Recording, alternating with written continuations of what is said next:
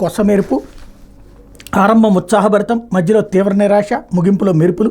ఇది ప్యారిస్ ఒలింపిక్స్లో భారత్ పతక ప్రస్థానం. 5 రోజుల వ్యవధిలో 3 కాంస్యాలు సాధించాక వారం రోజుల పాటు పతకమే లేక నిరాశలో కూరుకుపోయిన అభిమానులకు చివరిలో ఉపశమనాన్ని ఇస్తున్నారు భారత క్రీడాకారులు. 2 రోజుల వ్యవధిలో భారత్ ఖాతాలో 3వ పతకం చేరింది. గురువారం నీరజ్ చోప్రా రజతం, హాకీ జట్టు కాంస్యం అందిస్తే తర్వాత రోజు రెజ్లర్ అమర్ షెహ్రావత్ కంచు పతకం గెలిచాడు. సెమీస్లో ప్రత్యర్థి ముందు నిలవలేకపోయిన అమన్ కాంస్యపోరులో మాత్రం పట్టు వదలకుండా పోరాడి పతకం సొంతం చేసుకున్నాడు.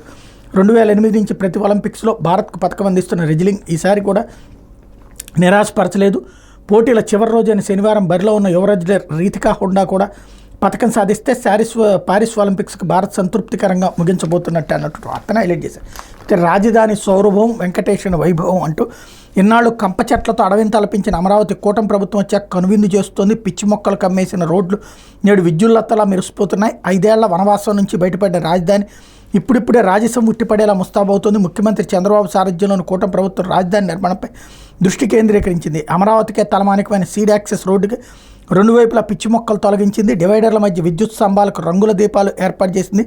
జిగేలుమంటున్న రహదారి, ఆ పక్కనే ఆధ్యాత్మిక విరాజిల్లుతున్న వెంకటేశ్వర స్వామి ఆలయం చూస్తుంటే 2 కాళ్ళు చాలవన్నట్టు ఉంది కదా అంటూ ఏదైతే ఆ ఫోటోని ఇక్కడ ప్రధానంగా హైలైట్ చేసింది.